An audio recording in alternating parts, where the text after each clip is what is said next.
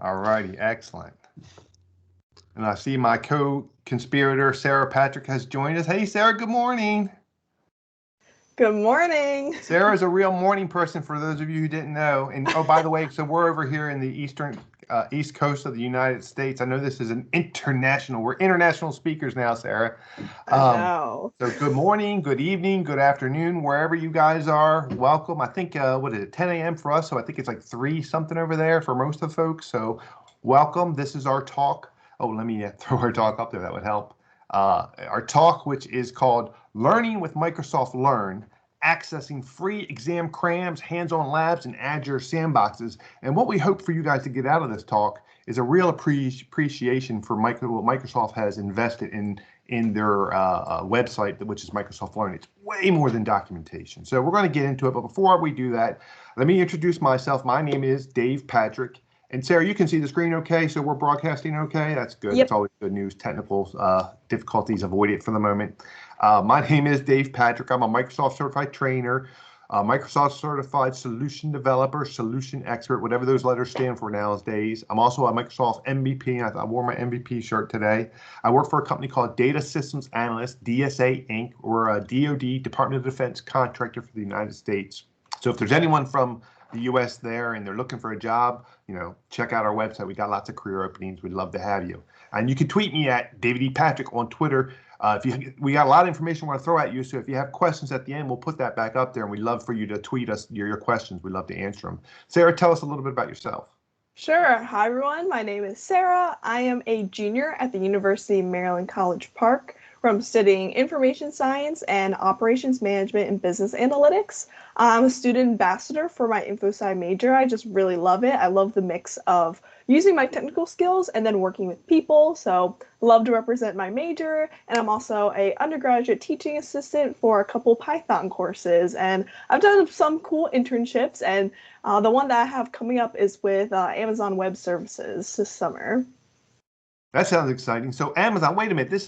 We're talking all about Microsoft stuff, but that's good. You're infiltrating the enemy camp, learning all about what they've got going on, and you'll come back. You're like a double agent. Oh my gosh! Don't let them see that.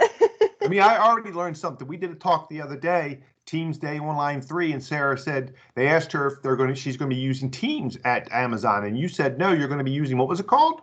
It's called Amazon Chime. Mm-hmm. Did not know that. So already we're getting information on intel on the enemy.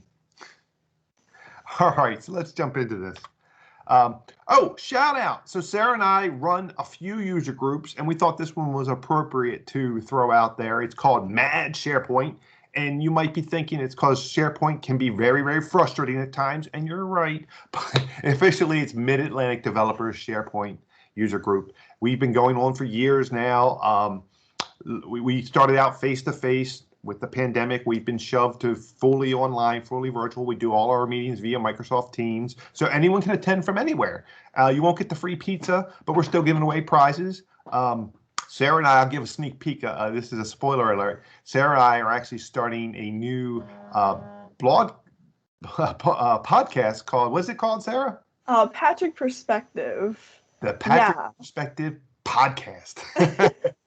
And it's going to be all about some of the things like running a user group, dealing with different social media platforms, dealing with different conference platforms, tech tips about Teams. Maybe we'll do some TikTok tech tips. Who knows? We're going to get into it. It's very exciting. So that's coming soon, right, Sarah? Yeah, very soon. Right. We're about to release our channel teaser. So just keep an eye out for that. Especially if you follow us on Twitter and LinkedIn, you'll know when it's coming out. Exactly.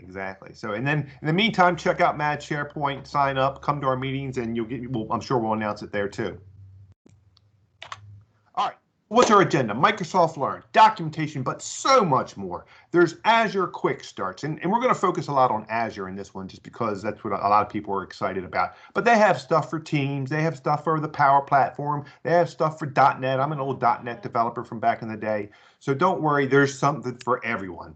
There's tutorials, learning paths / hands-on labs, sandboxes where you can use Azure credits for free, doesn't cost you nothing. different samples to play with. There's a bunch of information on certification. This is Certification Saturday, so there's a lot of information on different exams and the skills that are covered in those exams and learning, different modules. And Sarah will talk a little bit about tutorials and modules and what those are. And finally, there's this newish thing. I mean, I guess it's like 40 episodes now, but they got this thing called Learn TV, where you can just flip on the Geek channel and geek out all day with just different programs going on. And the reason I'm excited about that is because I made my debut on that yesterday, and they interviewed me all about me and Sarah's work with an organization called Tech Girls, which if you want to find out more about that, check out my episode. I'll put the link up at the end of Learn TV. All right, so let's get into what we're going to talk to, which is Microsoft Learn, this fabulous font of information. Now, if you go to Microsoft Learn, the front page is not that exciting, I'll be honest. You got to really pick what product you're interested in. So this is an example of the Microsoft Learn for Azure. And let me go ahead and bring this up in the actual browser so I show you what I'm talking about.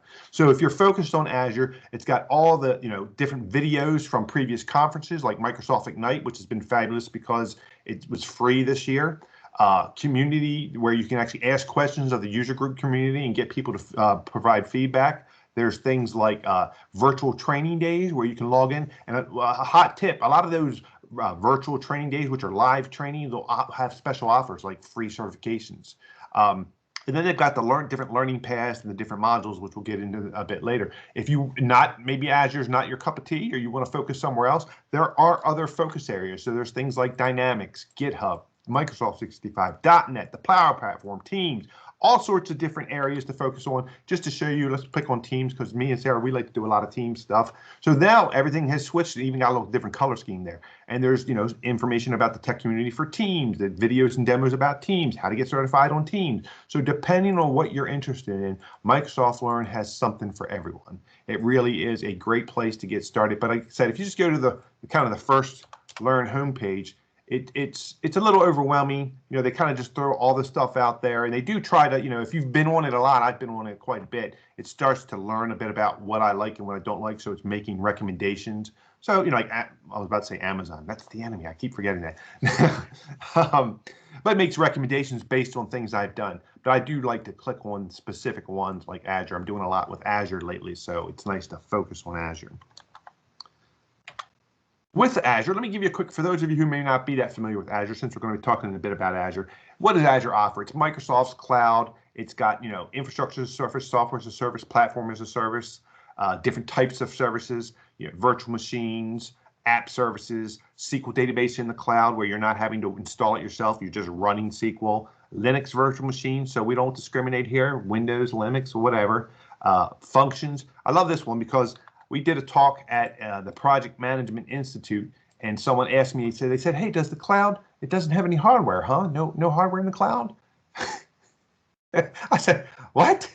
Well, they had heard that there was serverless functions, serverless code. And so they said, no server. And I was like, no, it means you don't have to worry about the server. Someone else is taking care of it for you. Believe me, it's someone's machine somewhere. Just you don't have to concern yourself with it. So I thought that was funny.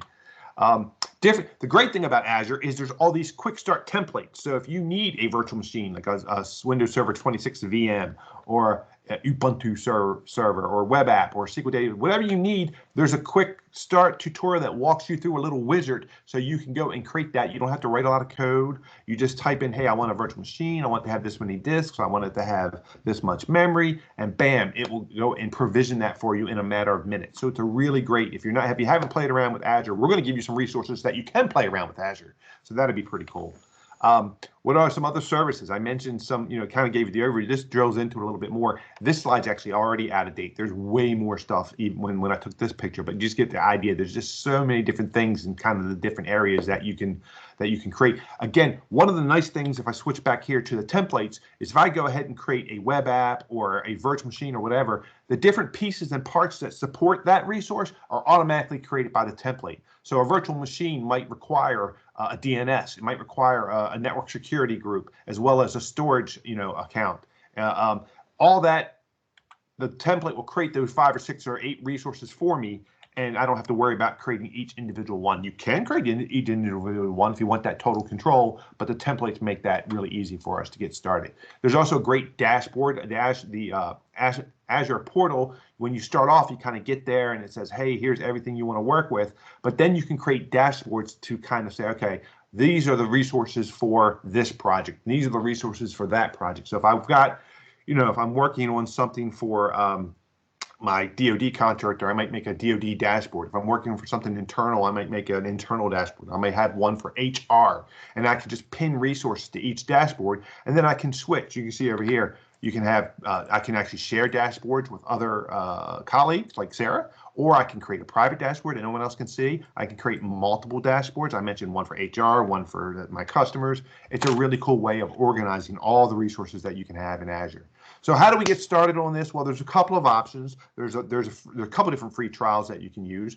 There's also the MSDN subscription credits, which a lot of people aren't aware of. If you're a large company, if you've bought software assurance or you have any kind of big contract with Microsoft, a lot of times they will grant you MSDN subscriptions, Microsoft Developer Network subscriptions, which despite its name is not just for developers. You can be a power user, you can be an IT admin, and still there's a lot of resources there in those subscriptions. So what I recommend is go talk to your company, talk to the IR, IT, and say, hey, do you have any MSDN subscriptions that you can grant me? I have asked this. I've worked for a lot of companies over 30 years, and out of the 8 or 10 companies I've went to and said, hey, do you have any? The answer has 100% been yes. We have some, and usually they're like, and no one asked for them. They don't know about them, and in at least 3 cases, they said, in fact, Dave, we could use someone to manage these for us. You're the guy. So I'm like, I'm currently the manager of our MSDN subscriptions for data systems analysts because I asked about it. It was thrust upon me, and now we had, last I checked, we had like 55 of them that were just passing around. The other nice thing about these MSDN subscriptions is you can grant one to someone for 90 days, and then I can take it back and give it to someone else, so I can share them. So even though I only have 55, I could share those 55 over a course of a year with 4 times that many. The other one is student access, and I'm going to let Sarah talk about how you get started using Azure for students. Sure, yeah. So especially for students like me that might have no exposure to Microsoft Azure, this is a really great way to get started. So you just sign up with your student account and you get $100 of credit for 12 months. So you get a ton of time to play around and explore all of Azure's services. And the best part is that it doesn't even ask for your credit card. So you don't even need to worry about accidentally getting charged for anything. So yeah, this was a really great way and that's how I got started with Azure using this student account, and it's really easy to sign up and use. In fact, I think I've got some slides shared just showing you how easy it was to learn, right? You went in, you logged up, you mentioned you get $100 in credits, which lasts, I think, all year. Is that right? Yeah, 12 months. 12 months. You sign up here, put in your information, you agree. Does anyone ever read the subscription agreement? I know I do. I click on that thing. It says you must give us your firstborn. I probably have already agreed to give you away to Microsoft, Sarah. So when they come looking for you, you'll know, oh, well, my dad signed that agreement. What else? Julian mentions that the student renews each year while you're still a student. Julian, I got to look into that because I have a bunch of students. I teach at University of Maryland, go Terps. I think Sarah might have something to do with that as well. And a lot of my students have called up after the year and said it expired on them. So they must have to do something to renew. I know, as far as I know, it works over here in the UK. Well, you know what, you UK guys, you got it made. Over the US, they're kicking us to the curb and saying, well, if you want to renew, you got to do something special. I think it must be a mistake. It should be, definitely. That's a good mistake. Those are the kind of mistakes I'll take. But well, Sarah, you signed up about a year ago. We'll find out in the next month or two, see if yours auto renews, or if maybe they send you an they probably send you an email saying click here to renew, and then if you forget, because it always goes to junk or whatever. But anyway, yeah. So you agree to all this stuff, and then eventually, this was a cool thing, the Azure Education Hub. What did you find here that was useful, Sarah? Yeah, for sure. So I think it's really cool that with like more of an education hub, it gears it more for students. So it really gives you step-by-step of how to get it started. You can see here, it's literally a get started tab of downloading free software and then going through Microsoft Learn, which we'll talk more about, but it's really nice that this will take you step-by-step through all of the different learning processes to get started with Azure overall. So yeah, really great, especially for students who are, I'm sure, taking a bunch of other courses. It's set up in a really great, intuitive way. Awesome. Well, I think most of us, at least I know I'm not, not a student anymore. So what do us poor non-students got to do? Well, there is Visual Studio Dev Essentials, which again is free. You sign up, you get a bunch of free tools, free cloud services, free training, $200 in credit, but this time just for 1 month. So I guess they figure professionals, you better get it in quick. Students, they got lots of homework they need all year, but professionals will give you twice the amount of money, but just 1/12 the time to use it in. But still, it's a great way to get started, to try it out and say, hey, maybe this is something we should actually pay for. In addition to the Azure free credit that they offer you, they give you all sorts. And this thing I feel like changes every time I go in and look at it. Xamarin Controls, a free 6-month subscription, access to Visual Studio Community Edition. There's also Visual Studio for Mac, which a lot of my students are using the Mac, so it's good that they are able to do that. Visual Studio Code, which we're using a ton of. The Power Apps Community Plan, which a lot of people are not aware of. That's a real great way to get started with Power Apps and building, low code, no code without having to sign up, because there's all this controversy about the licensing and how much it costs. But if you're just learning, this is a free way to get in there and get started with no cost. So a lot of cool stuff. The one drawback to this, when I signed up for the Visual Studio Dev Essentials, is that I had to verify I was an adult. And they were like, hey, you know how we know you're an adult? If you got a credit card, then we know you're an adult. Boo. But I will reassure everyone, I signed up for this many, many years ago, and I've been renewing every year, and they've never ever charged my credit card that I know about. So that's good news. Maybe they sneakily, if they put it down as a Starbucks charge, I wouldn't know, because I hit Starbucks all the time. But as long as it's, I've never seen a Dev Essentials or Microsoft charge, so that's good news. Students versus Essentials. So like I mentioned, Essentials, you get the $200 credit for 30 days. Students, you get $100 credit for 12 months. There's some services that are always free. So I do have some of my students, they will create virtual machines that are small and don't use a lot of CPU or bandwidth, and those run all the time. They don't take any of their credit. They run for free all the time. So there's actually a template out there in Azure that says, if you create it this way, this machine will run for free. So that's fun. I'm a big free, people say I'm cheap. I think I'm frugal. But if we can figure out how to get stuff for nothing, we're all on board with that. So what are some other things you can create in Azure? We talked about virtual machines. You can create, they have all these letters. If you're studying for the certification, you should probably know that, D4 is bigger than D1. A D4 is 8 cores and 28 gigs of RAM. I don't try to memorize this stuff, but I think in you sort of have an idea about what they need to be in the exams, because they do ask questions about that kind of stuff. So let's talk about it. Let's go in. See, we're going to take advantage of the fact that Microsoft Learn gives us different ways to create these virtual VMs and learn about the process of creating, because those are definitely questions that they ask on some of these exams. So here I am in the Microsoft Learn for Azure. I'm in the virtual machines section, and all my slides have links embedded into them. So when we put the slides up, if you guys want to go to check, you just go ahead and you can click on the link, and it'll bring up or click on the page you're interested in, and it'll bring up the link that I'm talking about. And this talks about some of those quick starts. So if you want to, and there's quick starts, which are very quick, usually 5-10 minutes at most. And then there's longer tutorials that Sarah will talk about. But let's look at one of these quick starts. You'll see that for this virtual machine, I could do a CLI, command line interface. We'll talk about that later. I could do a quick start in the portal, which is through the user interface, the web browser. There's PowerShell commands you can do. There's even ARM templates. We'll talk more about those later. So in the this particular quick start, I'm going to create a Windows virtual machine in the Azure portal. Again, 2 minutes to read, takes about 5 to 10 minutes to get through. Let's see if we can get through one real quick.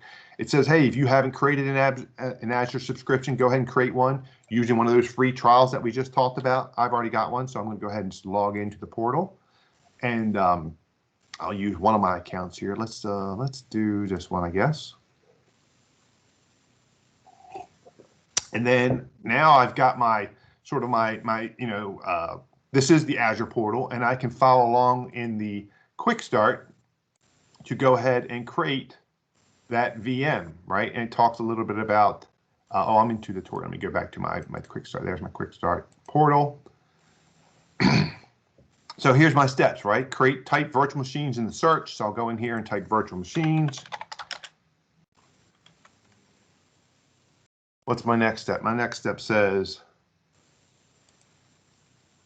select virtual machines, and then click add virtual machine. So add virtual machine. So what I'm doing, I won't go through this whole tutorial, but what I'm showing you is how easy Microsoft Learn makes it to walk through some of this stuff. And I'm a firm believer, and Sarah, you can correct me if I'm wrong, in doing or learning by doing. Something about typing, it's like going to the gym, getting that muscle memory. You can't just read through this stuff and say, okay, I'm going to go take the exam. You got to do it. You got to click. And that's when things pop up, things go wrong. And that's when it really, for me, sticks. It's like, oh, I forgot to create. I tried to hit review and create, and it said, oh, you messed up all these steps, or you messed up a step, and you go back and you go, oh yeah, it's important to do a resource group. How did I not remember to do a resource group? Go back to the Quick Start tutorial. As a Microsoft certified trainer, when we used to work the hands-on labs at Microsoft Ignite, and used to be called Tech Ed, and all those other conferences I've worked at, a lot of people would work through these kind of hands-on labs. And I would just, they'd call me over for help, and I would just say, hey, did you miss a step? Go back 3 steps. You missed creating the resource group. That's where but again, that kind of trial and error, I think, really solidifies some of these ideas. Now I know I always need a resource. This one's telling me I've done validation failed, required information missing, and you can see here it's actually telling me you missed some of the basic stuff, you missed some of the networking stuff, so I got to go and fill in some of those blanks. Oh yeah, the resource group, that's just what I was talking about. Can't be empty. We've got to go create that. So we'll go create a new resource group. We'll call this Certification Saturday Demo. What else? I got to give it a name, CSAT VM. And again, if I'm following the tutorial, I wouldn't have made these mistakes, right? That's me jumping ahead, but it told me to go ahead and create the resource group. It told me to fill out the instance details, told me to set up an administrator account, check the inbound ports. And if I follow all these, I can finally review and create. See if I'll whip through these real quick. We wanted the Windows Server. Give it I like to use my name. There we go. Password. This is probably the hardest one, is getting that. Gotta fit that rule, right? Wow, double checks. That's always exciting. I want to allow remote desktop at minimum because I want to be able to connect to it. But you could also, if you know it's going to be a web server, you could open up a couple other ports. You can always, once you create this, go into the networking tab of the machine and add new rules and all that other stuff, but I'm just trying to get through. So look, this time validation passed. That's very exciting. I punched in everything that needed to be punched in, and now it's off. It's ready. It's not ready to provision just yet. It's going to tell me how much it's going to cost, so that's pretty cool. Looks like it's about almost a little more than a nickel an hour if I leave this running all the time. Let's go ahead and create it. And you'll notice also, before I create it, gives me a summary of everything. It also gives me an option to download a template. So if I didn't want to have to go through that user interface every time, it gives me the code. It actually tells me different scripts, different, PowerShell, the command line interface, and the JSON, the JavaScript object notation for all the parameters that I just did. So I could download that, or I could even deploy it right from here. So we're not going to do that. We're just going to go and create it for real. So we'll do a create, and that will push it out and takes a few minutes to provision. But that was pretty quick, right? Getting through that most of it was just me talking about it. But if you just sat there heads down, you could knock this out during lunch easy, assuming you don't make too many mistakes. Sarah, what'd you think about that? Is that a thumbs up? Is that on? What do they say? What do the kids now say? On fleek? Is that right? Ooh, you're a little behind, but I'm a little behind. Thank you. I appreciate the ease of that. So yeah, that was the quick start tutorial. Meant not to take that much time. Then this is another tutorial. This one's a little longer, just to give you an idea of a slightly different one. This one creates a VM, well, with PowerShell, and this one uses obviously PowerShell commands. Let me show you. Oh, it's so easy. Even a monkey could do it, right? That's a cool monkey. Let me go back and show you how that one. I jumped ahead there, but let me show you this one a little bit. The neat thing about the PowerShell one is it gives you a little bit of side by side, because PowerShell, unlike clicking, PowerShell is a lot of typing. So again, when you walk through the PowerShell, it tells you that you can launch this Azure Cloud Shell, and then you can, when they give you these commands, you can copy and paste it. But look at this cool thing here. This is what I want to highlight. This try it launches the Cloud Shell in a side-by-side window. So really talk about ease of use of following the tutorial and punching in the commands. I taught a class, Intro to Cloud Computing for Towson University. And the kids love this. This was a real easy way for them to keep track, especially if they didn't have two monitors. A lot of times you've got two monitors, it's not a big deal. But not everyone, especially when your laptop and you're sitting in the student lounge or whatever, don't have two monitors. So here I am, I'm logging in. I'll use the same account I used earlier.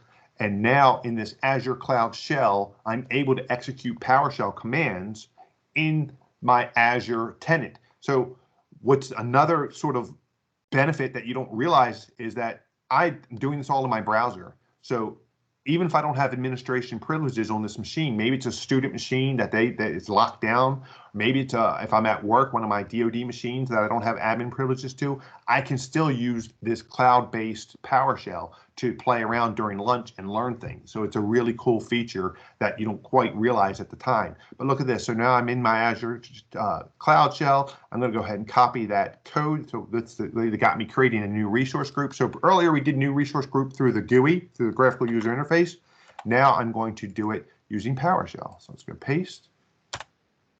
It says, oh, so I've done this before. It caught me, yes, but we're going to go ahead and overwrite it. And now we've got a new resource group called what? My Resource Group VM, and it's in the East US region. Yeah. And then what's the next one? Now we can go create a VM. So we go and we get the credential. Access data and access more. Oh, I got to go copy. I didn't copy it. Let me get rid of that. But again, I won't go through the whole thing. It's really cool as you go through here. There we go. To just follow along side by side and do each step.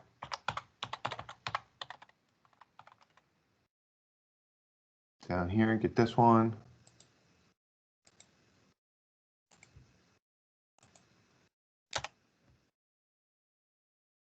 Cross my fingers. I didn't fat finger anything. Sarah, it looks like this is going to work. That's exciting. It never works on the first try. I always type something wrong. This is something I should stop now. Thanks, everyone. Appreciate your time. Right. Can't get too far. It never works on the first time. This is awesome. All right. I mean, so I was just going to say, with the copying and pasting right next to each other, that's what makes it so easy. And it actually works the first time. If I can do it, you know what that means? Even a monkey could do it, right? Come on. I mean, that's just so. Microsoft learned to the rescue. Really make me feel like I know what I'm doing. Call myself an expert. So let's talk a little bit more about some of the learning paths / hands-on lab. Now they did the full disclosure. They actually used to have what I considered real hands-on labs, where you could actually remote to a different machine and kind of get hands-on into the C drive and try all sorts of crazy stuff. It's kind of morphed now into these learning paths that walk you through, but still a lot of information. The hands-on labs in the past had a ton of information you would read through, and then you would follow the steps. Same thing here. In fact, Sarah, tell us a little bit about what these learning paths are and how they compare. Maybe you, Sarah, you've got a good analogy about what these are. Yeah, so again, I'm bringing the student perspective here, and when I first learned about learning paths, I was like, oh, this is kind of like a course, doing a course at school, except so much better. Really, you can pace yourself, even just the little details here of showing you like how much time it would take, how much time you have remaining, the modules to complete. So that's kind of like each unit in your course. So I think it's a really great way to pace yourself, like, oh, if I did like a module a week, it would be a 12-week course. And there's like certain readings, but it's not like boring readings. It has good visuals and then still interactivity. And then at the end, it checks your knowledge to make sure you went through, but it's not like a serious test. If you get one wrong, that's okay. Fix your mistake. You don't have to retake the course. But it's just a really great way to get yourself learning with these learning paths. They're really straightforward, and I've already started looking through a lot of them, and they're really helpful. So Sarah, I just jumped on this to go through it because you said, as you're talking, it made me think. Okay, so like you said, it's like going to a class. There's 8 units in this particular one. So I read through assigned reading just like I do with my students. They've got to understand. So this is actually prep them for exam AZ 900. So that's an interesting. This is both a learning path and it's also an exam prep. They tell you the objectives just like we do in the syllabus in our college courses. Then you walk through prerequisites, just like this is free college, is what this is, without the degree, I guess. but you get a badge, I think, instead, right? Right. I was gonna mention that you get the XP in the top, and I really love that. It's like you're getting rewarded. Right. Look at it. I'm up here at level 7. I got 6,800. Woohoo! I'm gonna buy a coffee with that. We got videos built in, so that's yeah. Because if this was just a textbook, I think I'd go blind. But I like to break it up. Oh, pictures. I like that. Oh, there's that bit about serverless computing that the PM thought meant no hardware. Talks about some of the things that we talked about, what Azure has to offer and how it works, the portal, the dashboards, marketplace to buy other things. I'm learning stuff right now just going through this again. I'm ready to take this exam. So as we go through all these, I'm already on 4. Man, I'm a quick reader. I just read. This is me speed reading. As I get through each one of these, eventually talks about the different accounts and how to sign up, what a subscription versus an account versus a resource group versus resources. Man, there's a lot to learn, actually. This is going to be a hard exam. The Learn Sandbox, we're going to get to that in a minute. We're going to demo what the Learn Sandbox is. Has a little case study. And then here you go. Pop quiz at the end, right? It's not a pop quiz. You told us there was going to be a quiz. But this, man, you know what? I could really just assign these as my classes, and then the quizzes are taking care of everything. So Sarah, should we try this knowledge check here? Let's see how you did with speed reading through the Azure learning path, introduction to Azure fundamentals. Choose the best response for each question. So this is a self, it's not like we have to submit and hear back, because I know I take a couple of days before I grade my papers for my students, but this one I think we're going to get the answer right away.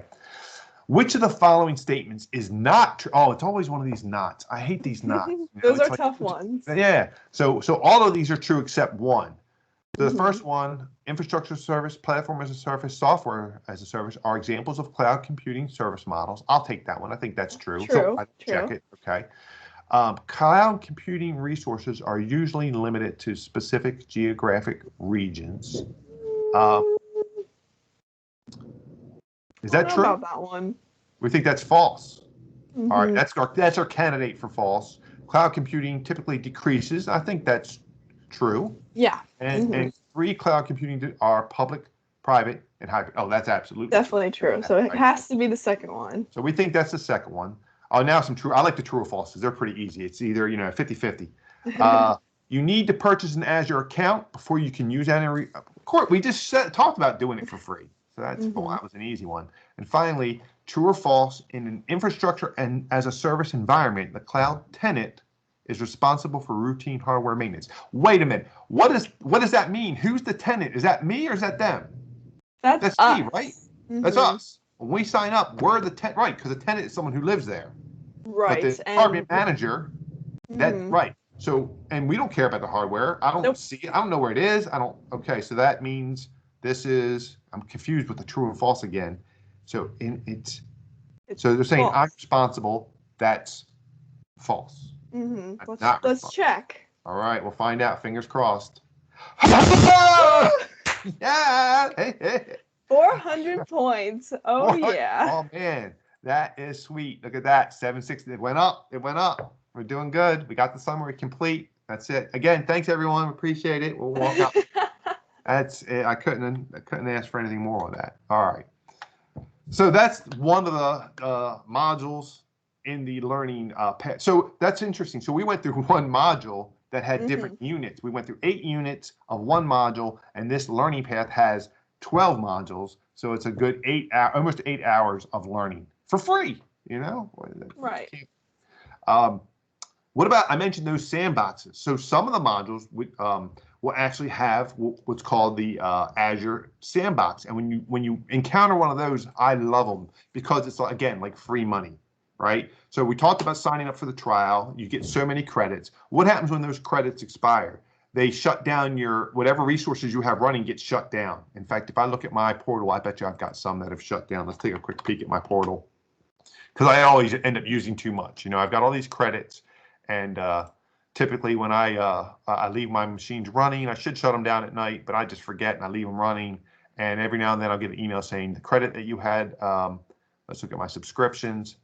You've used all your credit, and now your subscription is. Yep, I got 2 disabled right here. So my Microsoft Partner Network, I use too much. It's been disabled. And my Visual Studio Enterprise, I use too much. But I've got some active ones.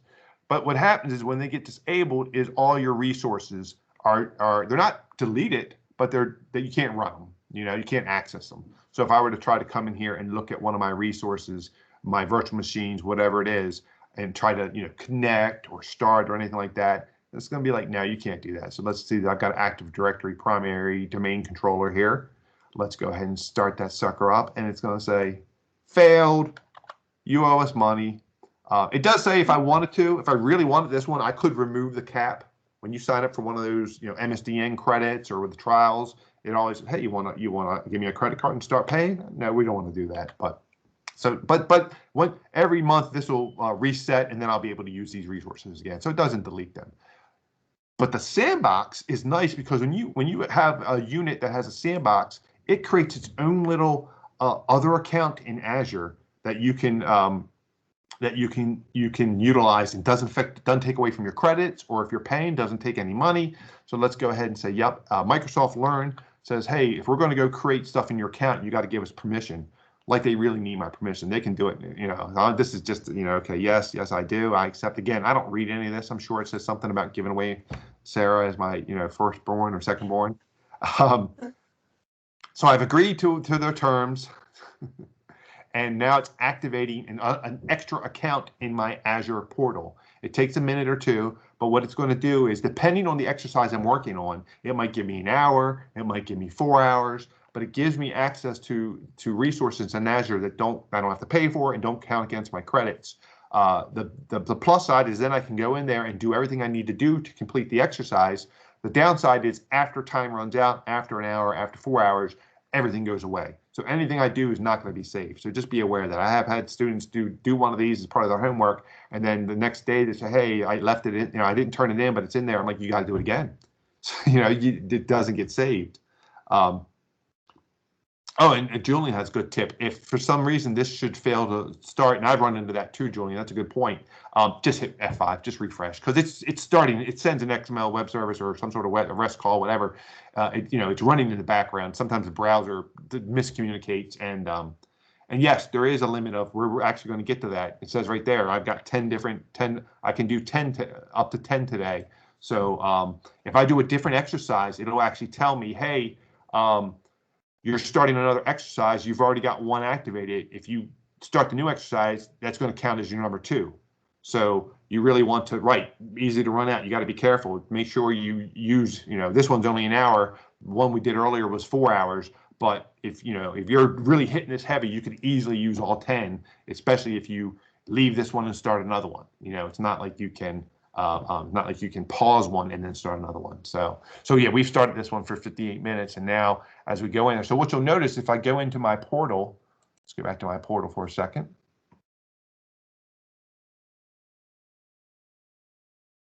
I've got another directory in here. Let's see. I should have another directory for Microsoft Learn. I've got lots of directories, but Microsoft Learn will be activated in as one of these directories, and that's where I would, when I switch to one of these other directories, I would have those subscriptions. So let me see here. Let's go to this one. Actually, you know what? I activated this sandbox in my DSA one. So let me go look at my DSA one so we can see that. Try that again. So DSA. Now this comes up and look at my directories. There's the sandbox that was just activated and is good for an hour. And when I go to that sandbox, you'll notice I don't have any subscriptions. That's okay. If I go to my resources, I probably don't have any resources. It depends. Again, it depends on the exercise. This exercise didn't give me any resources to start, but Sarah and I did an exercise yesterday where it was pre-populated with some resources. So depending on what the exercise is, it may pre-populate you with certain resources. This one's a real simple one, so it's just, this is Azure and there's no resources, and I guess you're supposed to start and create one. Be careful especially if you're doing like a sandbox exercise and then you need to do work, you'll jump in here and hey, where's all my stuff? Make sure that you're aware that whenever you do a sandbox, it'll switch you automatically to that Learn sandbox. So you may have to, if you're looking for your other stuff, you may have to switch back to your production or whatever, your personal sandbox if that's what you need to do. All right. Unknown user says, hello, amazing people. Right back. So yes, I'm amazed. That monkey's amazed. Well, that's perfect timing. You know, the fact that you can get free resources, free credits, free sandboxes. Let's talk a little bit more about other things you can create. So there's Azure SQL Databases. There's a quick start for that where you walk through and you can, again, it gives you all sorts. You can do a quick start using the user interface, using the portal, and that gives you all the instructions to create it. So not just virtual machines, but SQL databases. Again, this one takes about, I'm going to say 10 minutes, 7 minutes to read, maybe 10, 15 minutes to run through. There's a ARM template version where you just deploy the template. So a couple of different options there to play with and get good at. Again, this is the way I feel like is the best way to prepare for an exam, by doing and really understanding what the different things are. So this one talks a little bit more about that the cloud show, and I showed you the side-by-side already where you actually clicked it, launched it, and then you had that side-by-side action. So that's, again, really, really nice way, especially if you only have a single monitor, to kind of walk through step by step and follow along in the tutorial. The feedback from my students has been really, really good about those particular tutorials. So that's one of my students that's just really happy with some of the assignments I sent them. Web apps, and web apps is another one that if you want to go and create a web app using Microsoft Learn documentation, they've got a great a set of things for that. So you can come in here and just like we did with the virtual machines and the SQL databases, there's a unit on web apps, and it walks you through how you would create the web app, why you would create it, using the web app service, the fact that there really is some computers back there, it's not all serverless, even though you don't worry about the, looks like me. This is another one with the sandbox. So let me demonstrate what I was talking about before. So now if I try to activate this sandbox, and this is also another cool feature while that's activating, you can choose what language, right? Python's all the rage nowadays, Node.js, Java, C#. There was a time where Microsoft and Java, we thought those two were enemies. Now we have support for Java baked right into Microsoft Learn. So whatever's your favorite flavor, mine's C#, you can choose it, and then this tutorial will generate code based in that your code choice. So that's really exciting.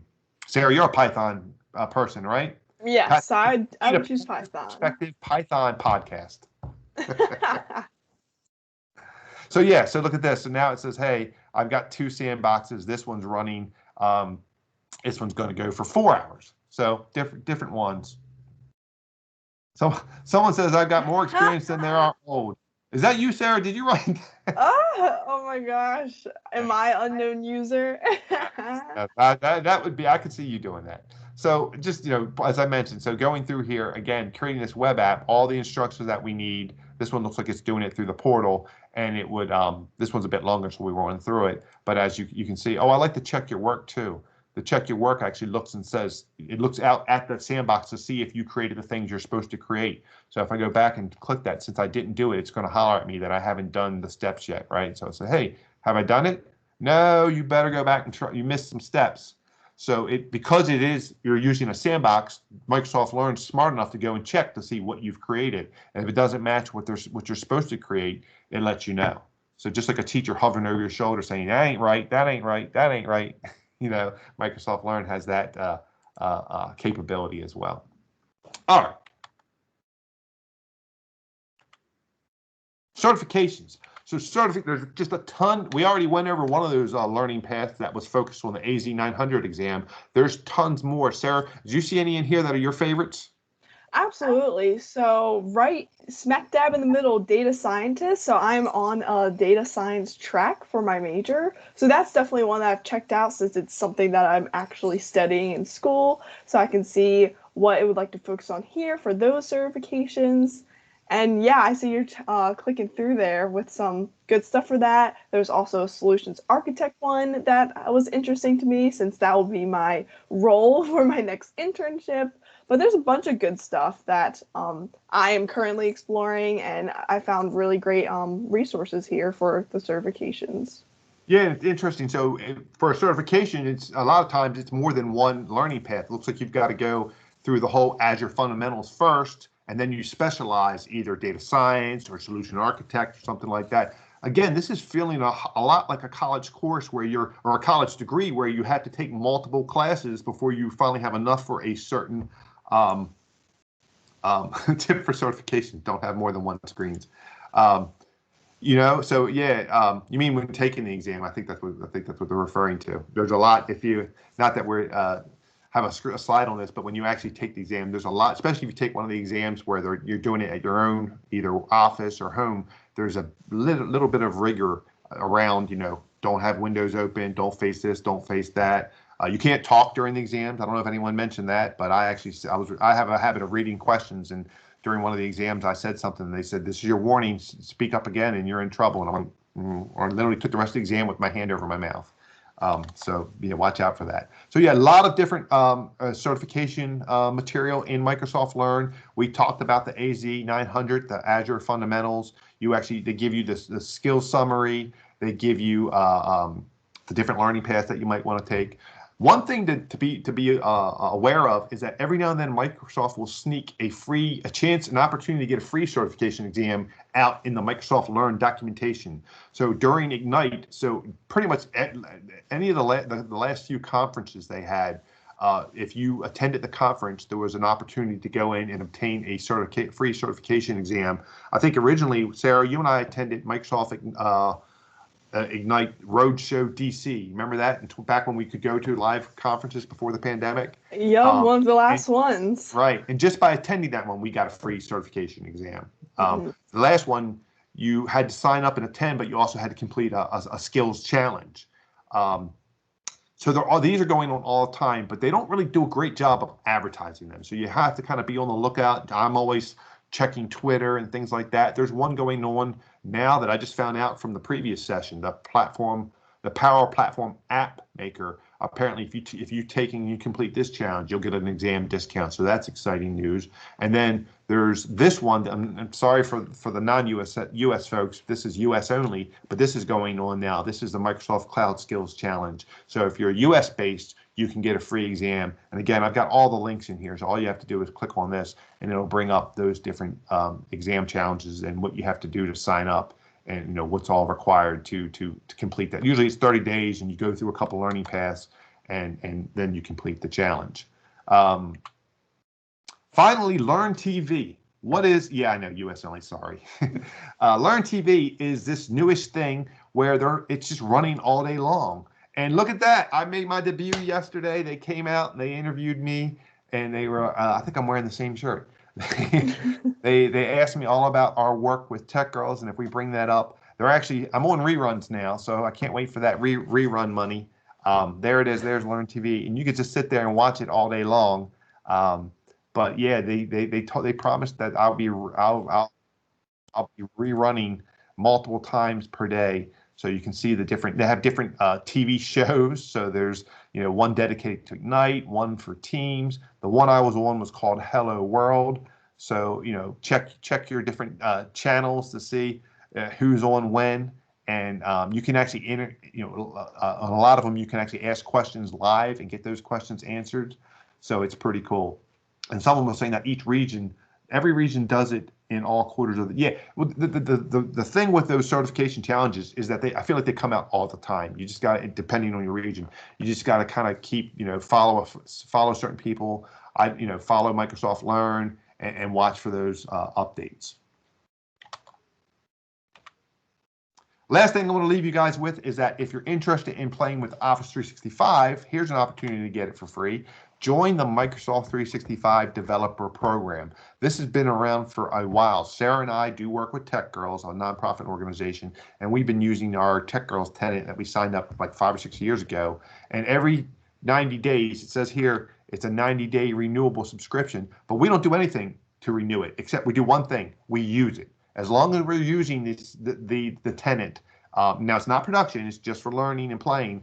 But as long as we've been using it, every 90 days we get an email. Hey, you congratulations, you've been renewed. I'm like, great, thanks. We've been doing this for 5 or 6 years. The cool thing about the developer program, it used to be called Office Developer Program. Now it's Microsoft 65 Developer Program. Is it has sample data packs. So you're again, it's not development. You're just playing around, but you can actually create your tenant when you sign up and say, hey, load me some sample data, so you don't have sort of that blank slate problem.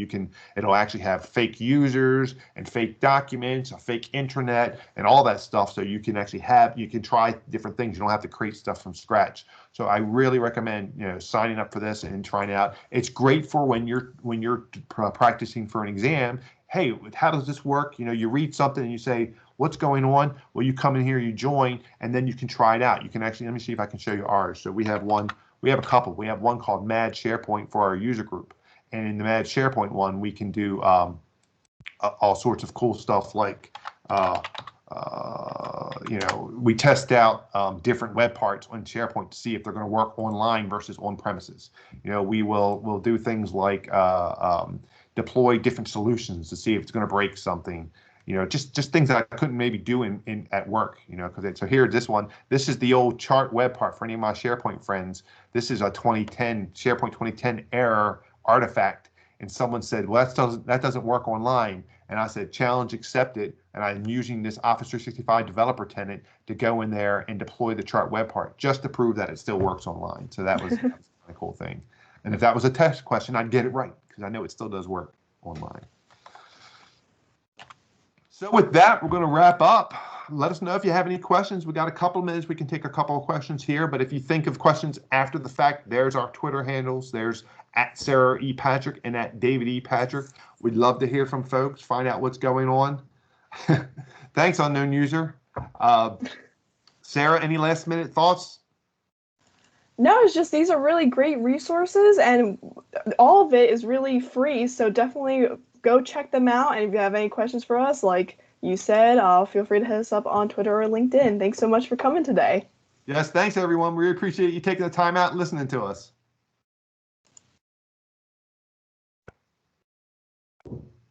Thanks, Julian.